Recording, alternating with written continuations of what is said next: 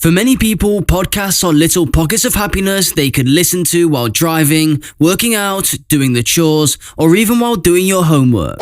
Podcasts are a great way to learn new things, be entertained, and connect with people from all over the world. There are podcasts about literally every genre now, such as comedy, science, motivational speeches, movie reviews, crime, history, and more. Everyone from financial to social media influencers, gamers, vloggers, and fitness enthusiasts have podcasts. Podcasts have taken over the world now. The viewership of long videos and vlogs uploaded in YouTube is decreasing at a faster rate. TikTok, Instagram Reels, and YouTube Shorts are now capturing the audience's attention since they are short. But the reality is that the companies are refraining from making short video content now. All these shorter-form videos are replicas of content published on each platform, but podcasts, unlike these, are only 1 to 2 hours long, and there are not any sound effects, editing, graphics, music, or unique thumbnails. There is only one episode per week, or maybe per month. The Iced Coffee Hour, which is a business podcast, has nearly 500,000 subscribers. Lex Friedman has nearly 3 million subs, and even Logan Paul's podcast has around 4.5 million subs. Every YouTuber now has a podcast channel linked to their main channels, and not to mention, they have millions of views. Most vloggers have stopped vlogging, and only a few channels exist now as they're not getting the reach they used to before. Let's dive into more why YouTube is dying and why podcasts are now being the main form of entertainment. Podcasts became a thing mainly because of Joe Rogan. He is an American podcaster, comedian, actor, and former television presenter. He started his podcast, The Joe Rogan Experience, in 2009, and he succeeded as he was really good at holding engaging and entertaining conversations. Rogan focused on educational and intellectual value, while most podcasts focus on financing and other topics.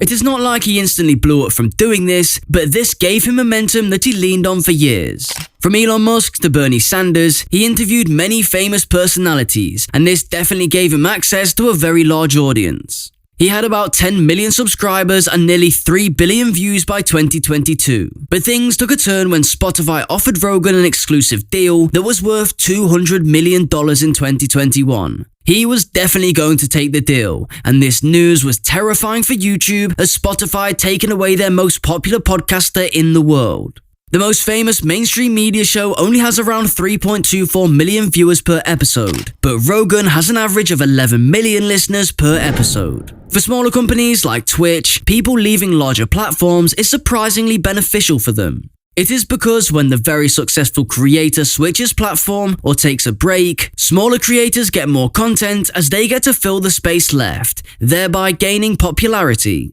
In fact, many of the creators who switch platforms may go back to their old platforms where they were originally raised. Rogan's deal with Spotify only lasts for 3.5 years, so it will expire in 2024. But if he returns to YouTube, he sure would be successful, but he will not be the only one doing podcasts on this platform now, and would definitely face the competition from others. Joe Rogan's departure left millions of fans searching for alternative ways to get entertained, and this became the boost for new creators to blow up. The videos of some of the biggest creators on YouTube like Mr. Beast, Arak, Mr. Who's the Boss, and more are all about constant stimulation, fancy text, attractive sound effects, unique graphics, constant cuts, tons of money, and huge bursts of energy. And these contents might quite probably become the future of YouTube. Podcasts cannot really fight with this, but podcasting offers higher return on investment on a much smaller scale.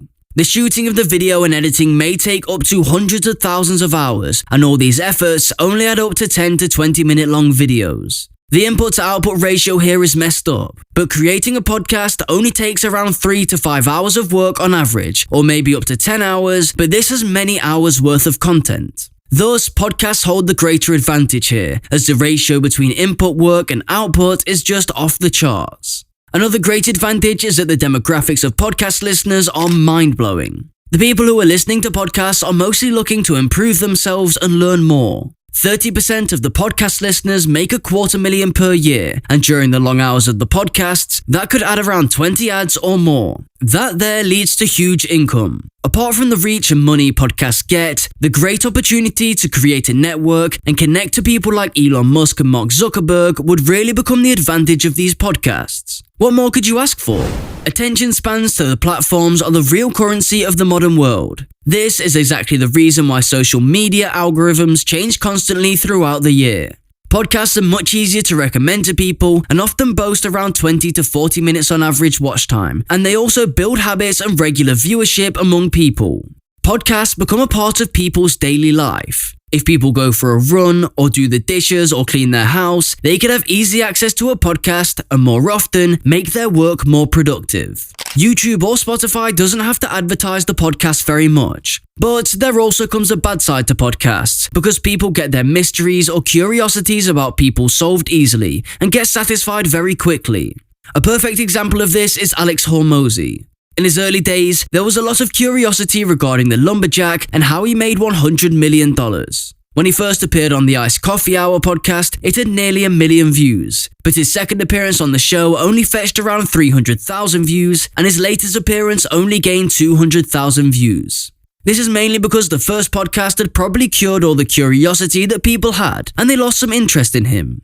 Same happens in the case of Mr. Beast, the very famous YouTuber. Before the boom of podcasts, his financing and working on the YouTube platform was a big mystery. But after podcasts became a thing, he appeared on quite a few podcasts, and the details about such information was spoken. This quenched the thirst of people who were curious about it. Not to mention, he is still one of the most famous YouTubers out there.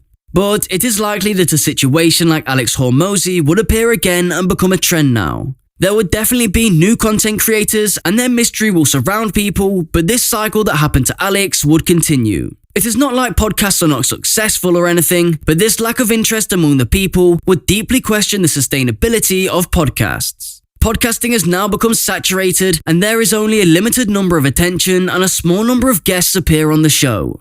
New podcasts are not gaining as much momentum as before, and the popular podcasts are getting most of their views and growth from shorter form content. Guests who had already appeared are being invited back to the podcasts again and again. This definitely shows that the golden age of podcasts is already getting behind us. This does not mean that podcasts are going to go into the dark just like Vine did, but it is more likely that the newer forming podcasts will not reach as much momentum or reach like the older ones. One more thing to be added is that vlogging is not dead, but it's the same as podcasts. It's not like what it used to be in the olden days. Let us see if the new vloggers and podcasters gain as much reach and be legendary. As the popularity of podcasts continue to grow, we can expect to see even more innovation in the medium. If you still find podcasts to be interesting, then way to go. If you're new to the world of podcasts, then The Daily, The Joe Rogan Experience, Freakonomics Radio, TED Hour Radio, and My Favorite Murderer are some of the top podcasts available, which you may find interesting. There is definitely a podcast out there for everyone, and you will surely find something that will excite you very much. If you enjoy listening to podcasts, then be sure to leave a comment down below. If you like this video, then do not hesitate to drop a like and hit that subscribe button so you can see and learn more about social media trends and updates.